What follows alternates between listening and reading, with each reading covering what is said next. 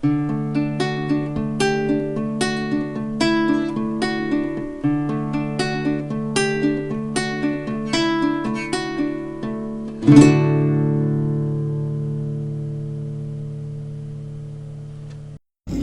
25, can you believe we're only halfway through? I mean, we're already halfway through.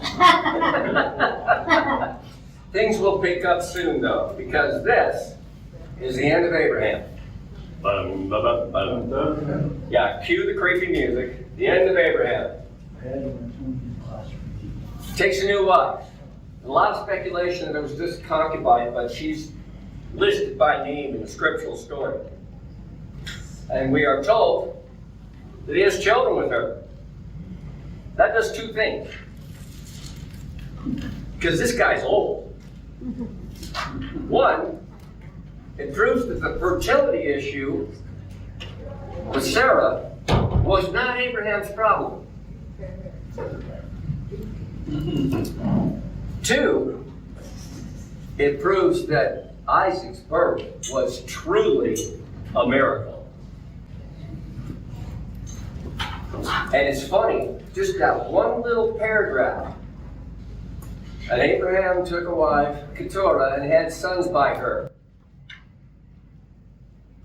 Two beautiful statements of the faithfulness of God. A, Abraham was still, it was not his problem. He was not the cause of her infertility. God was. He held her back from having children for a very specific reason. He made a statement to the surrounding culture, to Abraham himself, to all of the coming extended family. Isaac's birth was a miracle. Isaac's birth was planned. Isaac's birth was deliberate and of God. Remember the bit about the name of God given? God sees, hears, / has a colloquial understanding of God saw to it or God sees to it. His promise was assured. And then there's many, can't say that enough, more descendants. Abraham, we are told, gave, and we have to use this word loosely, everything to Isaac. But like certain legal documents, when you read the fine print, you realize, wait, all the other kids got gifts. And I know even our American inheritance laws do this. If you gift people in your family or external to your family within an appropriate, I don't know the timeline, but if you do it long enough before you die and your will is executed, there is no taxation involved and it is not subject to probate, whatever you gave away in that time frame. He did the same thing. He ensured Isaac received all the blessings, all the rights of the landowner title holder. Like in British nobility, the eldest son, he wasn't the eldest son, not blood, but he was the line of promise. And I know I'm beating a dead horse, but God ignores human laws of primogeniture. The firstborn person mean nothing to him. He is a God of selection, or election if you prefer the term. If you're guiding a old Calvinist, you prefer that one. But he gave them sufficient wealth to launch them, to give them a start. It probably involved a certain weight of various monies, or precious metals. Guaranteed it involves livestock, because this is an agrarian society. They are reliant upon trade, critters, and things they can grow. So, He launches them out. Okay, he's provided for his family now. But then he sends them far away. Here's your presents. Go away. It's more, no, I will secure my son's turf. It's a lot of trouble to get my charger here this morning after I left it. I was telling Ron earlier, if this thing wasn't held on by a wire, I'd leave it somewhere. But the key is that he sends them away to ensure the integrity of Isaac's land inheritance, because that's what God promised. The names listed in that mini genealogy still have significance in modern day Saudi Arabia. There are still those names, or the root of those names today in Saudi Arabia, which lends weight to Muhammad's assertion that, they were all descended from Ishmael, because a lot of the names in Ishmael's clans were also found in modern Saudi Arabia. Midianites, one of those sons of Keturah was a Midian, his name was Midian. Oh, they pop up. They pop up a lot in Israel's future, especially post-Exodus and the conquest of the Promised Land. You read through Joshua and Judges, you hear about the Midianites all the time. Yeah, because they were related, but not all caps, the line.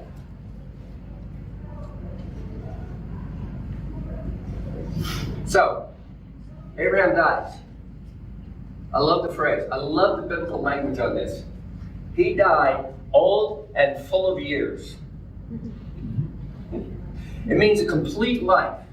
He had a full life, lived it to the nth degree. And then God said, okay, you're done with your task. Come to me. 175. Anybody want to volunteer to stick around that long? Not this little gray guy. It's hard enough just keeping going every day here. Besides, if I live to 175, I might have to go through some of the nasty stuff from Revelation. I don't know that for sure, but it could happen. Isaac and Ishmael came together for the short period of mourning and to bury him alongside of his wife Sarah in the cave of Machpelah that he had bought as a permanent stake in the promised to his descendants land. So Abraham is laid to rest in the same place. The roots are getting deeper in the promised land. Now that Abraham is dead, the blessing confers, transfers, transmits, descends, however, pick one, to Isaac. And Abraham's decisions with the other children have guaranteed that the inheritance of title, land, primary wealth, and all the rights and responsibilities. I had to back that up. All the rights and responsibilities pertaining thereto of lordship, of titular responsibility, would be conferred to Isaac. Reiterates, Isaac is the line of promise. Then we have an interlude, just a brief, 7 verses. The genealogy of Ishmael. You find it interesting that God is, through His Word, has inspired the recording of all these things, this massive focus on this single man who became a single family, who became a father to two, but the second born was the one that was important. And yet, God impelled, inspired, caused the line of Ishmael to be laid out. He focused on him temporarily. Why? Because he promised to Ishmael's mother. Remember when Hagar fled? Because Sarah got a little disgruntled. No, she got nasty.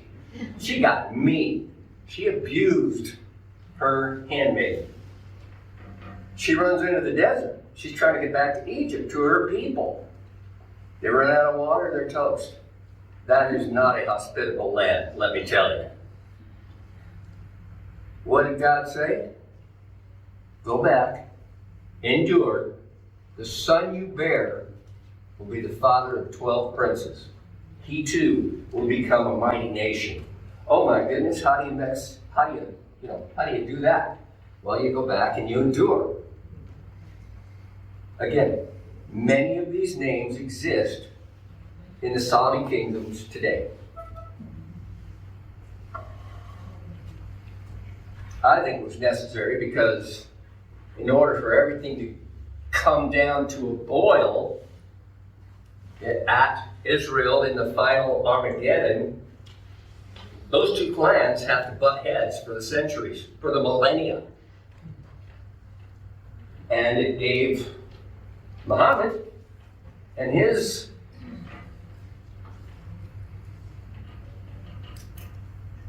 Can I say something? absolutely, please.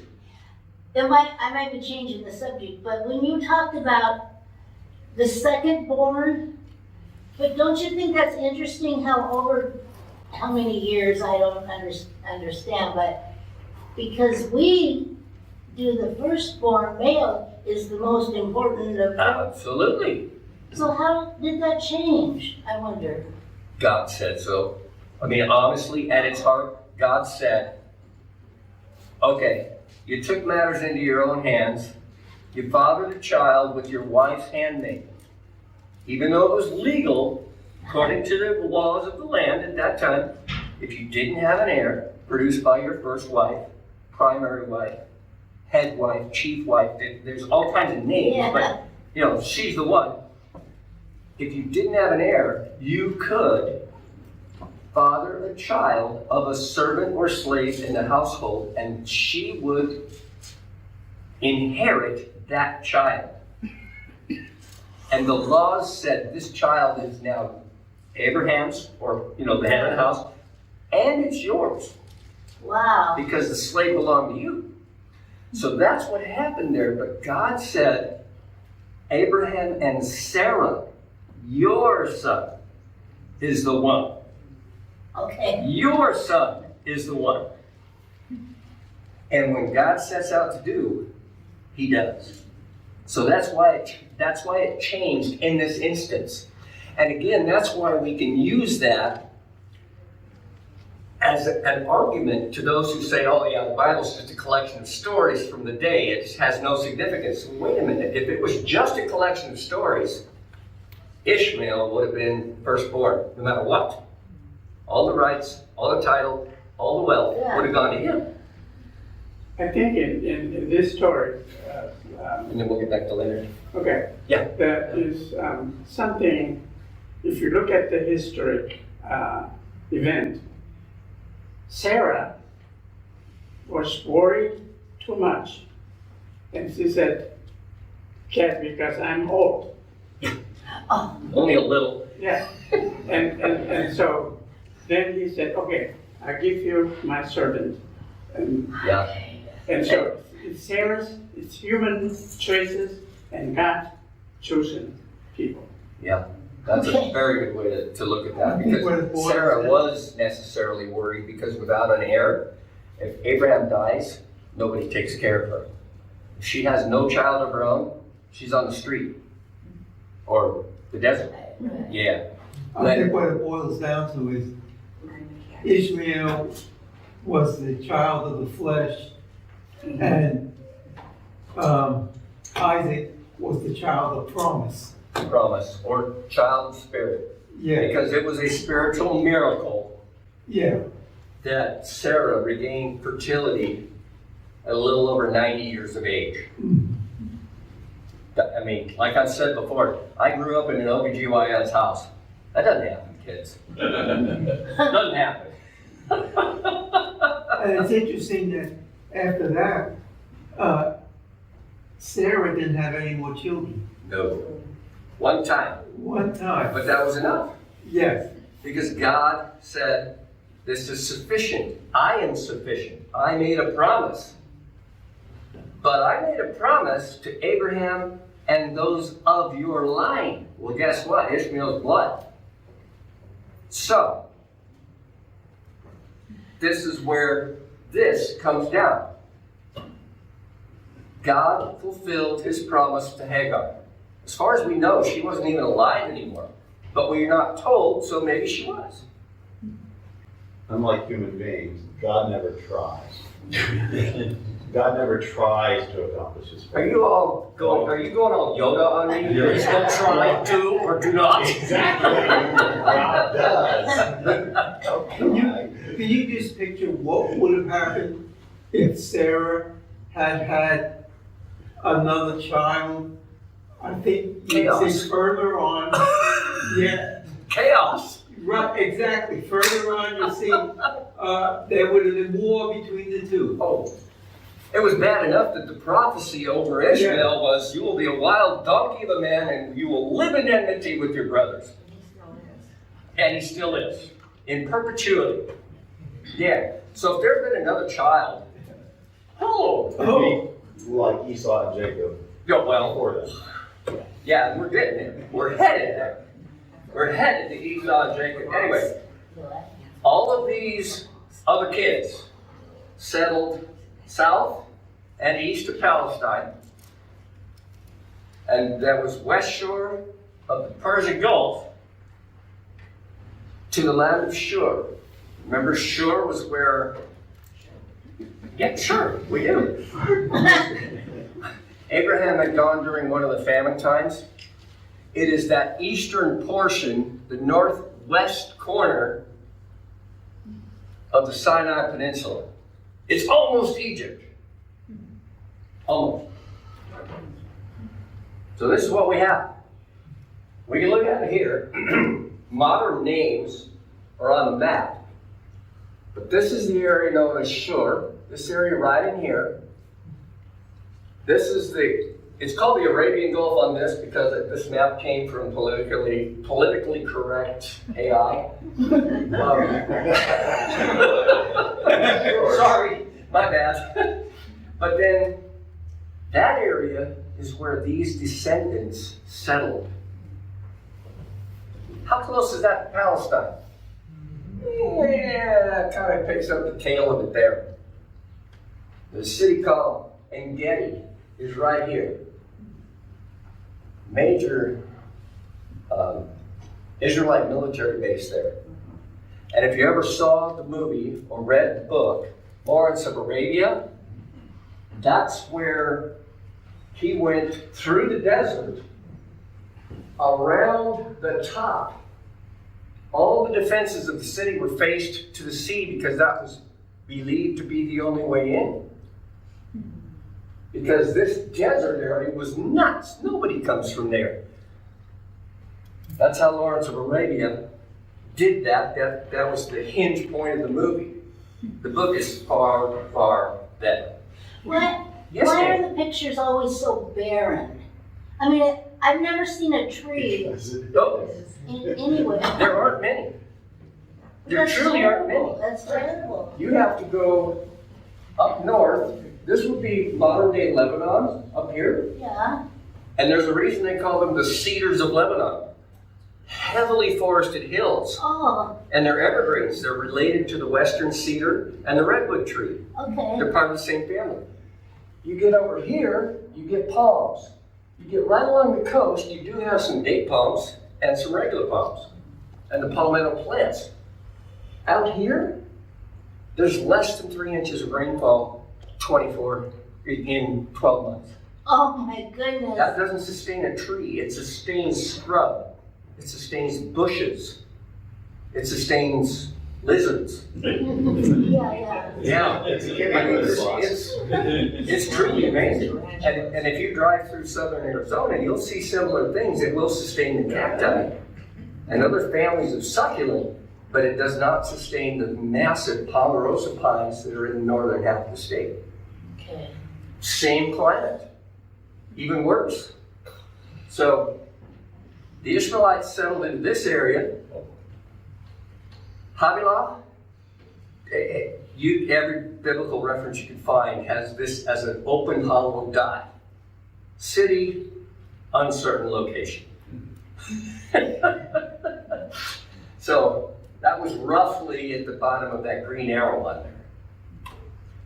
And then that little yellow circle up there, that's where Isaac and clan lived. There's all this territory down there that's worth next to nothing. And Isaac is up in that corner, living fat, dumb, and happy. And we find out just how fat, how dumb, and how happy. After Ishmael dies, he made it to 137. That's not bad. 130. Yeah, I know, right? Those descendants had that territory we just looked at. Ishmael's line still lived, but they all lived, and this is exactly the phrase from the prophecy originally given to Hagar, over and against their brethren. All their extensions, they lived against them. Remember the prophecy? You will be a wild donkey of a man, and you will live over and against your brethren. And if history tells us anything, that included the immediate relatives. The numbers of tribal uprisings, outright wars, alliances, broken alliances, split kingdoms, it's been a mess. And it will continue to be a mess. Until the angel sounds the trumpet and God says, enough. Can't wait for that day, yeah? But that was the prophecy. It fulfilled it to the letter. Isaac, you saw the little yellow circle. Here to Lateral. Again, every map, every biblical study aid, circle, hollow, city, uncertain location. They've got it nailed down to about 50 square miles. In the era of GPS satellites, that's really bad. That's horrible accuracy. Ironically enough, Isaac was living at the place where Hagar had her encounter with God. And it became named this for that. Sometimes God just blows me away with his symmetry. He sets something up, all these different things come winding in, all these trails. It's like the Amazon River. It starts way up in the hinterlands of the Andes. And there's, I don't remember, it's an amazing number of little creeks and rivulets and streams. The Danube is the same way. But major rivers, they start with all these fingers way up in an elevated area, and by the time they get to the ocean, the Amazon is over a mile wide at the mouth. A mile. Wow. And that's true for like the last 50 miles of it. The Danube spills in, and it's not a mile wide, but it is a multi-mouthed delta. This is exactly what God does. You know, it's one of those things, it recalls to mind Paul in Romans 1, verse 20.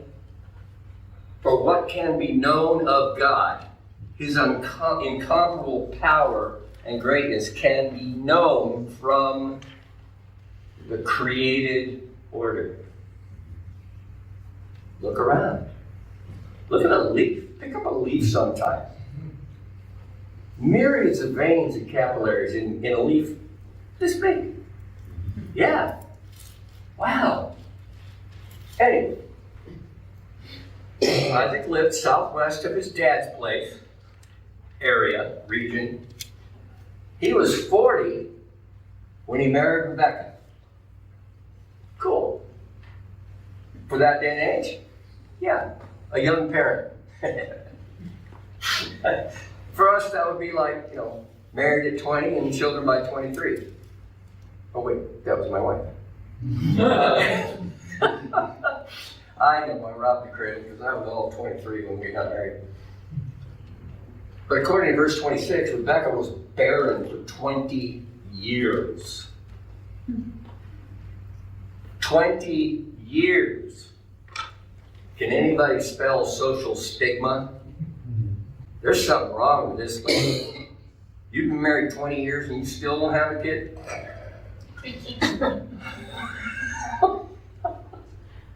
Yeah. But we get off to a good start. Isaac prays. She conceives. I could have had a V8. Look at that. What were we talking about in there? Prayer. I wasn't be praying 20 years earlier. Hey. Thank you. Thank you. Yeah. Why did it take you 20 years to figure out I got no kids? Huh. Should I ask God about this? Let me ask my friends. No. Everybody just told you sought the Lord. Maybe he was depending on the promise. He could have, yes. It's entirely, and that brings out a great thing, Walt. How many times do we think, I think God's telling me to wait? But we don't take any steps in any direction for him to either shut the door, open the window, hip check us to one side. See, I'm a hip check guy. If I don't get a forward in the back of the head, I don't pay attention. And that was very, very literal in my case. I don't know if I've ever mentioned this, but in a box at home, I had a letter from my congressman appointing me a slot at the United States Air Force Academy. That was my goal from 8 years old. I made it. And then I went on a youth group trip, spiritual and all, and went skating. Youth director says, hey guys, one more run, then back to the van. Yeah. I didn't make it back to the van. On that last run, I dug a tip, bindings didn't release, and I pulled 2 vertebrae in my neck that far apart. So if you ever stand too close behind me, you see a 10-centimeter incision point. And it's literal. There's a wire in there. That's why this thing doesn't get left someplace. But it changed the course of my entire life. My entire life. So I get it. If he was saying, well, I'm going to sit and wait, but he didn't take any steps. Although I suspect.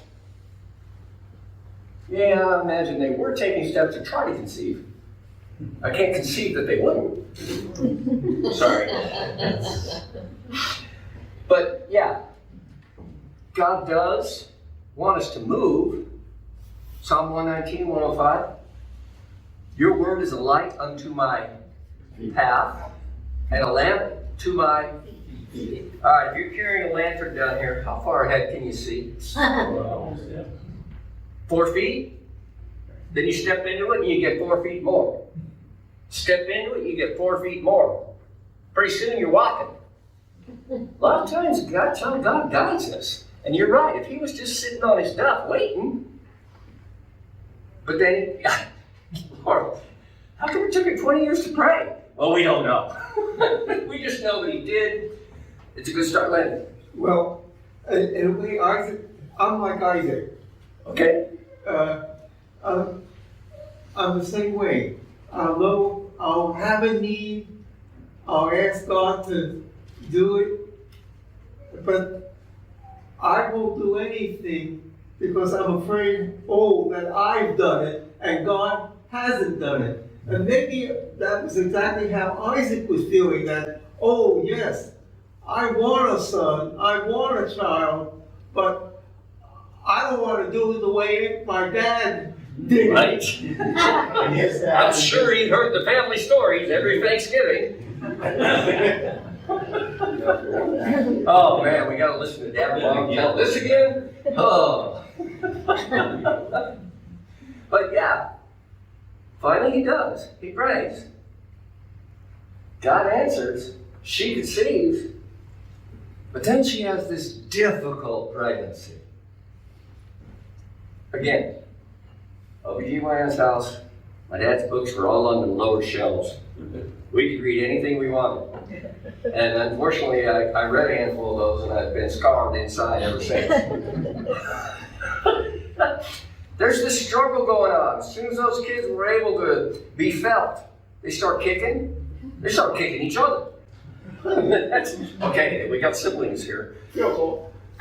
She inquires of the Lord now. God, what on earth is this war going on in here? What is going on? Well, the answer she got was curious. It came in the form of a prophecy. Uh-oh. God is taking a direct finger, I can't say hand because it would have been too big, but a finger, in this.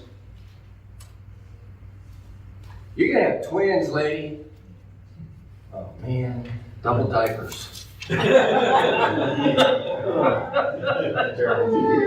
a terrible thing. Yeah, it makes you wonder how Aquaman did it. Were these the first twins?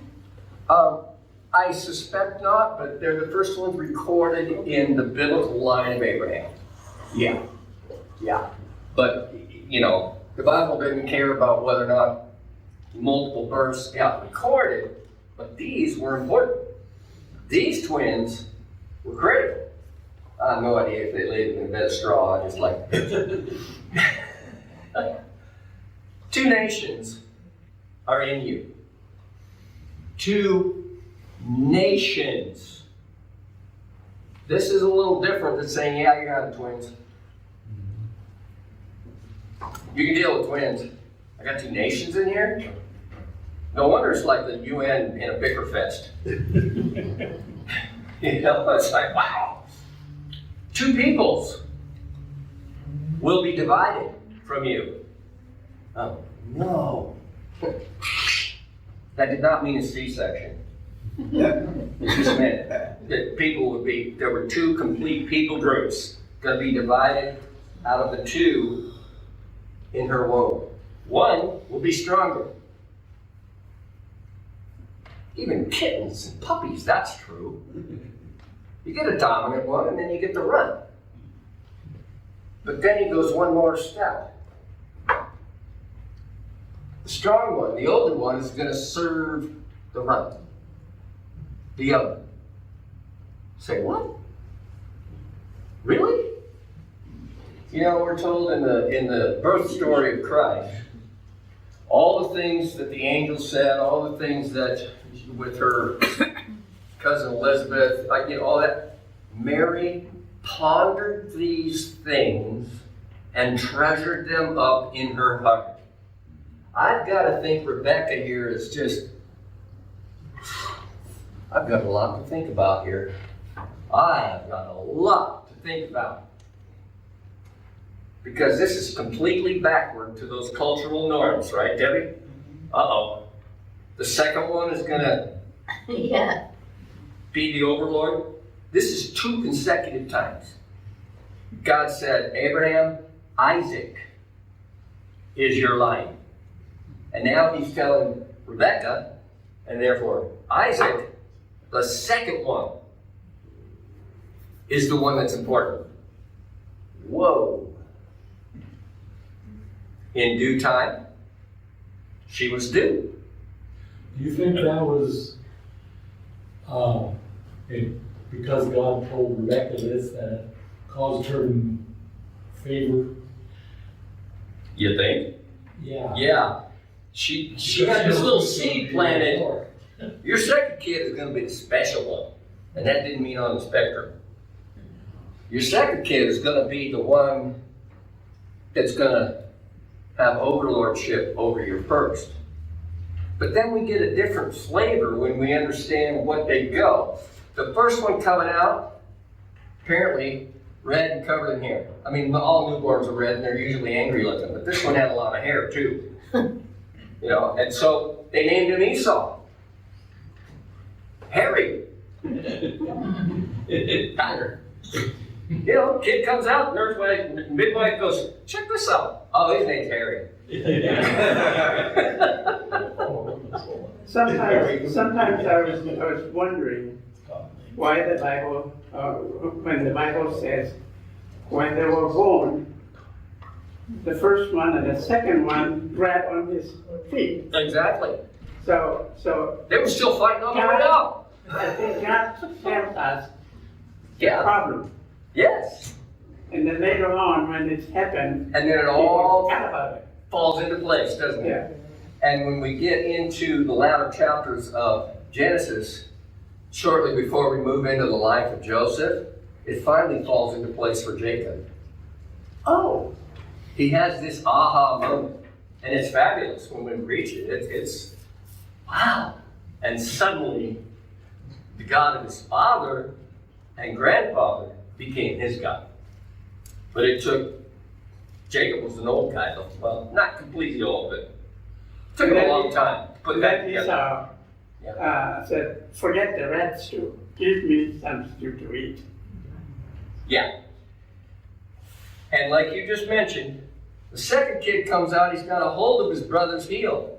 Like, where do you think you're going? Trying to pull him back in? Who knows? He's like, you're taking my place, dude. Let me out. And that's exactly what they named him. Jacob. Again, the midwife looks and goes, well, isn't he just a little grasper? The name carries the connotation of supplanter, but the root is for the term of heel grasper, one who deceives to achieve his ends. And sure enough, he came out with his fist firmly on that heel. And Harry's always saying, why is he always tagging along? Yeah, exactly. Well, you are twins. It's not like, you know. But, and as we read into their story later, we find out that Jacob really never was brought to heel, if you'll excuse the expression.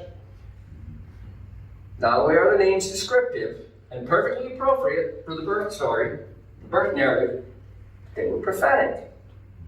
And God has this wonderful way putting things together like that. For instance, when Ahaz was afraid of his northern neighbors in the kingdom era, the split kingdom, Israel on the north and Judah down south, Ahaz was freaking out about the Syrians and two northern neighbors banding together against him. And so God said that, Isaiah, go talk to this man. And Isaiah says, no way. I'm not going to ask for a sign. I wouldn't test God like that. It was subterfuge. But Isaiah then says, to a young maiden in your kingdom will be born a child. And before that child is 3 years old, those three kings will be nothing. He shall be called, what? Emmanuel. God with us. This is God's standard. It is, what do they call it? MO. It's modus operandi. Even though Latin wasn't around at the time. Yeah. Is there any, where up until now in the scriptures, where it actually states that the firstborn should inherit everything? No. Yeah, and that's, It was the law of the land Yeah, in that's- which they lived. and so that was a man-made principle, and God is showing, hey, Yeah, that's not my principle. exactly. It came from time immemorial. Because the eldest son, because remember at this point, women did not have rights. The eldest son was the inheritor to everything dad had. Whether it was a palace alongside a river or a shack up against the palace wall. And you're right. Human principle, God's principle, Right. guess who wins? Yeah, we did, that's not even a guess. And at this point, as the boys grow up, the first family fracture comes into the open. And this was a dysfunctional family, to use the modern term, To say the least. to say the least. Esau, he was a very skilled hunter, a full-on outdoorsman, robust, probably brawny, because you don't haul a roebuck home if you're, built like me. Jacob, a tent dweller, a mama's boy. Uh-oh, I didn't say that. But the term contains within it the root for the term civilized. He sat around with his mom drinking tea with the pancake steak. But this was a sharp contrast word to Esau's descriptor. Here's this robust outdoorsman, and here's this tent dweller who hangs around and does tently type things. The dishes. The dishes, yes. This was the captain of the football team versus the star home ec student. Who wins? Well, normally you say, oh yeah, the big guy can take it easy. Each parent played favorites. Oops, missed. Isaac, Esau. And we're told right in the text, because he loved the meat he brought home. Okay, he's thinking with his stomach. Way to a man's heart? Yeah, Esau, you win. At least for dad. Rebecca, Jacob. Was that because she knew something, pre-knew something? Or was that just because they hung around 10? And they bonded over that? We're not told. We're just told that Isaac's favorite was Esau. Rebecca's favorite was Jacob. The thought plickens. Later on, back at the ranch, kids are a little older now.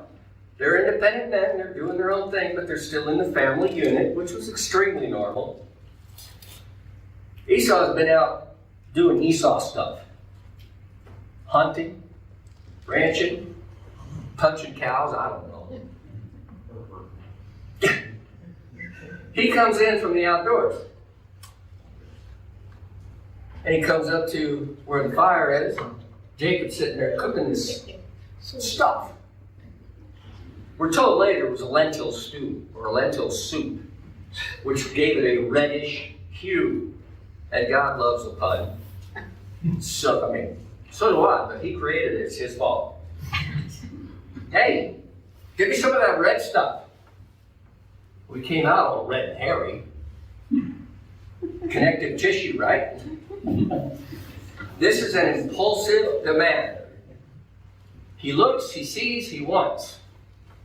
Boy, that sounds like James. None of you should say when you are tempted, God is tempting me. Rather, you're tempted when you look, when you see, when you desire, then you're hooked. Ron? Well, isn't it technically correct? I mean, even Esau came out first. He became, quote, the older brother, even though he was hanging on the heel. Yep. So, older brother gets to speak. Big brother wants to, he wants some of yours. If he wants that toy, he's going to take it. And his dad isn't going to do anything about it. His mom might, but she doesn't have the same authority in that house. 10, sorry, Hannah's house. Goat hair house. Jacob, sure. No worries. Just one condition. I mean, he could have taught Machiavelli stuff. Sell me your birthright. You know all you want.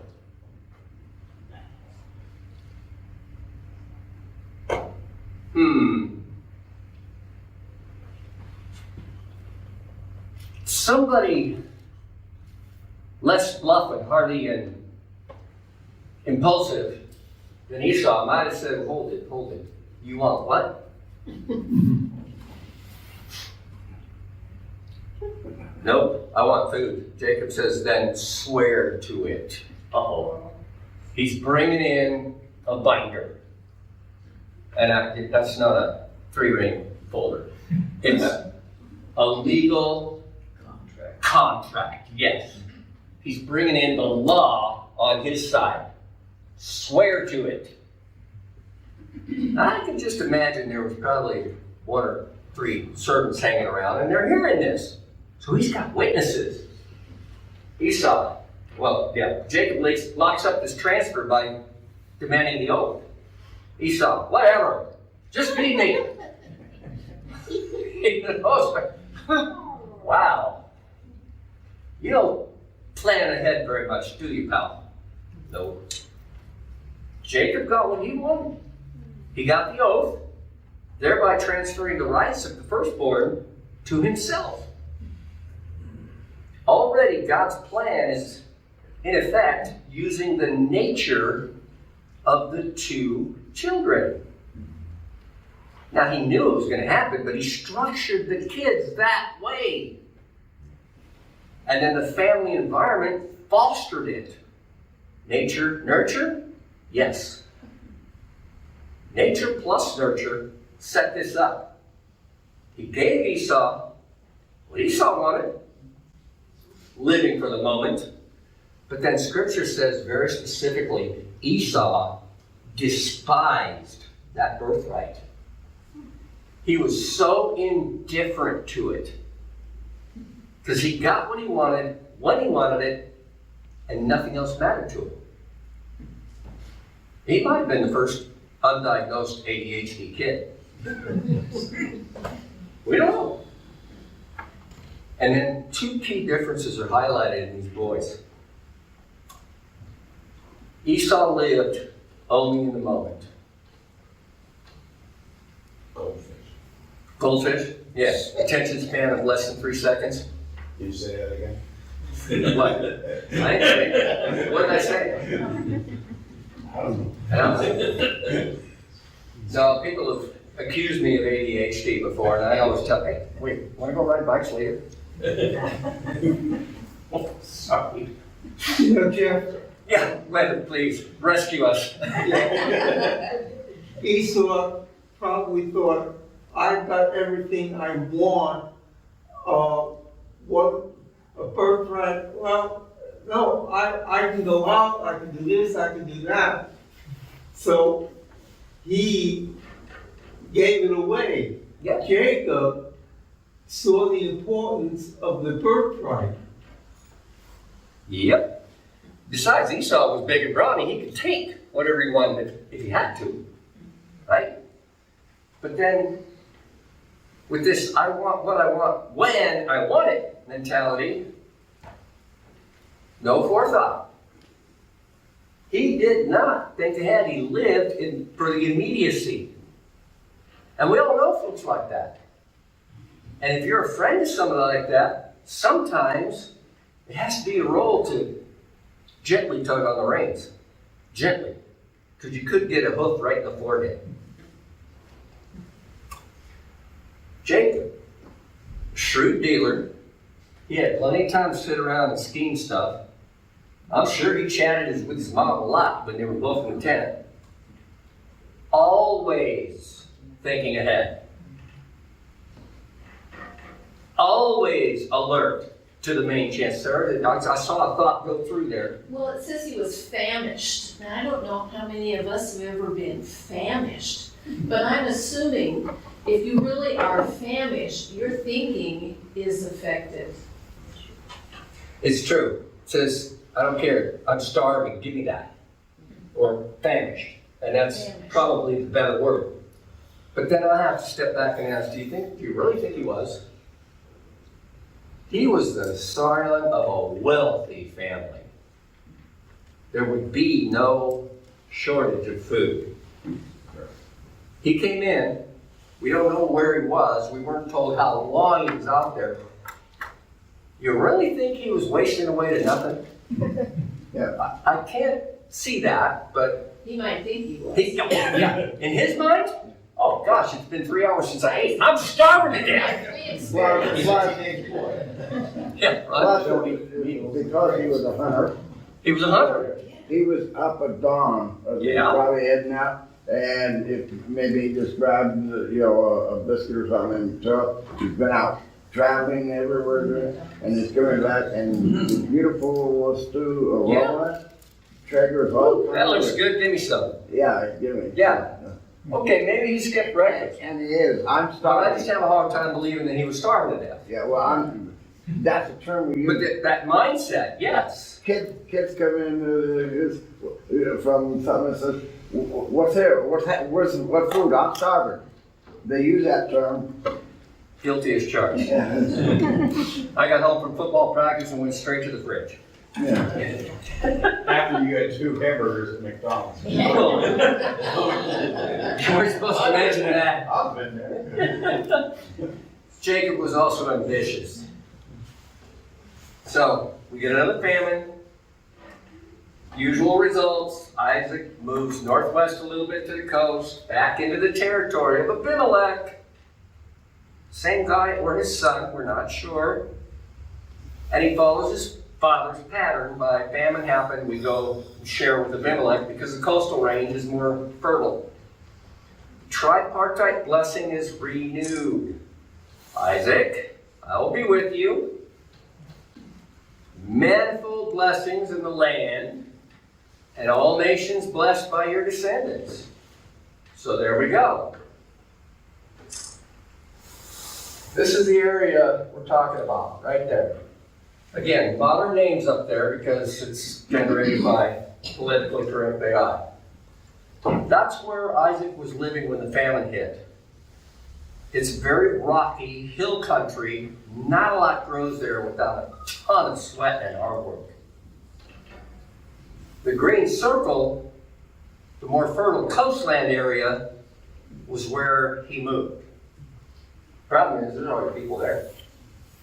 The promise included a reminder, Isaac, obey like your father did, keep the faith, keep my commands, keep the charge. In other words, don't cut up your visa. Dayton. Is this kind of a step back in time?